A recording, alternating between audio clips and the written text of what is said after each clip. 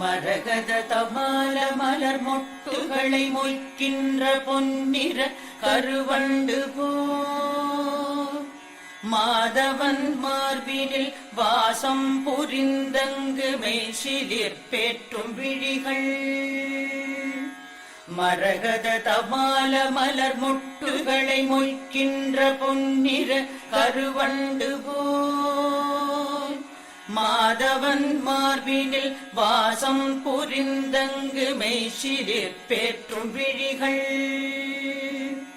பரவும் பல்வடிவத்தின் செல்வ வளமாகிடும் திருமகளின் அழகு விழிகள்